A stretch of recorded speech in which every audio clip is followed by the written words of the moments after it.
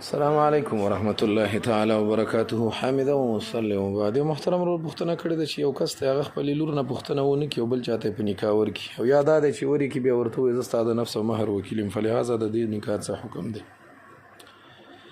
جناب محترم په دې مسله به سره ځان پوي کو کنه چې کله جنۍ یا الک دا عاقل یا بالغ یا الک عاقل او بالغ او جنۍ عاقله او بالغه دا دوه شرطونه پکې دي.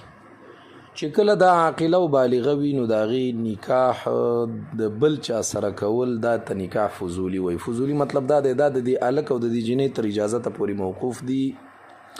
که دوی ویلې موږ دا نکاح نه کوو یا زموږ خوښه نه ده بس دا نکاح ماته ده، که پلار ورکړي که ورور ورکړي که نیکه ورکړي که تره ورکړي او که د تره زوی ورکړي دی عصبات دي اولیاء.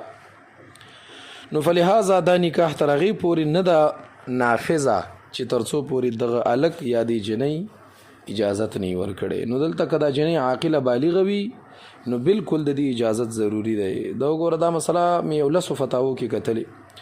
احسن الفتاوا ما سره جلد 5 دی او 93 نمبر صفحه ده باب ولایت النکاح والمال.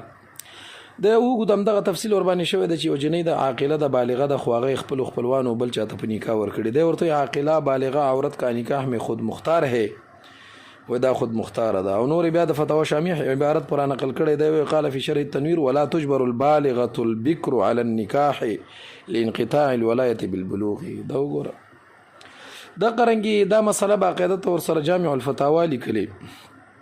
جامع الفتاوا ما سره لسم جلد 4 نمبر صفحه ده او کتاب النکاح او دلته ورته عنوان لیکل دی کیا والدین بالغه لڑکی کے زبردستی شدید کر سکتی ہے وای آیا والدین د جنۍ په زور واده کوي شي؟ دلته لیکلی نه.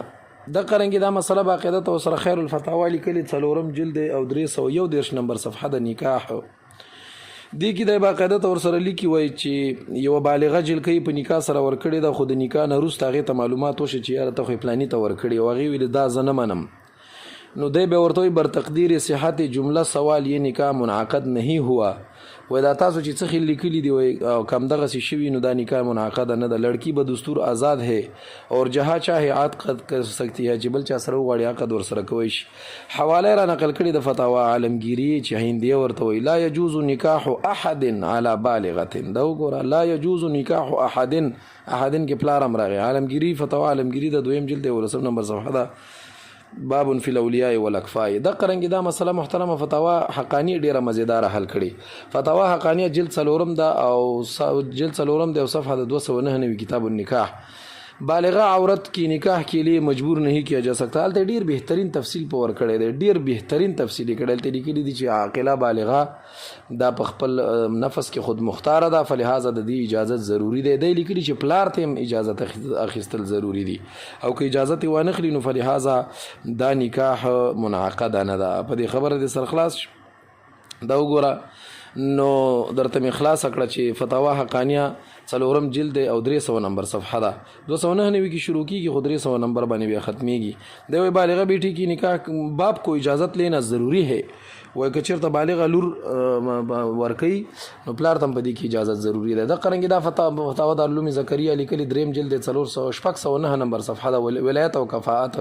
عاقله بالغه کا خود اپنے مرضی سے نکاح حالت لیکلي چې دا د خپل نفس مالکه ده او د دې مرضی او دغه پکې ضروری ده. د قرنګي دا مسله فتاوا د علوم دیوبند لیکلي کتاب النکاح کې بالغه خود اپنی مرضی سے نکاح کر سکتی ہے. د فتاوا شامی عبارت پر نقل کړي لا تجوز نکاح البکر البالغ الا برضاها. دا سه الفاظ دي. د قرنګي فتاوا رحیمی دار نقل کړي اتم جلد او 233 نمبر صفحه ده باب الاولیاء والاکفاء. هغه کې لیکلي عاقله بالغه لڑکی کے باپ سے پوچھ کر اس کے نکاح قاضی الته وګدا لیکلي چې د قاضی په مخ کې پلار ناست وو الته د دې نکاح وتړل. هغه لیکلي قاضیانو مازیانو کې د کې کار نشته دی. جنۍ اجازت پکې ضروری دی. که جنۍ اجازت ورکړي بالکل بیا کولی شي. د قرنګي دا مسله فتاوا عثماني لیکلي ده. فتاوا عثماني 2 جلد او 202 نمبر صفحه ده کتاب النکاح. بالغه لڑکی کا نکاح اس کی اجازت کے بغیر درست نہیں. وګو تفصیل ور باندې کړی دی چې دا د خپل نفس په خپل وکیله ده او په د خپل نفس په خپل مالک ده. نو فلهذا د دې بل چا د دې د اجازت نه بغیر بل څوک په نکاح نشي ورکوي.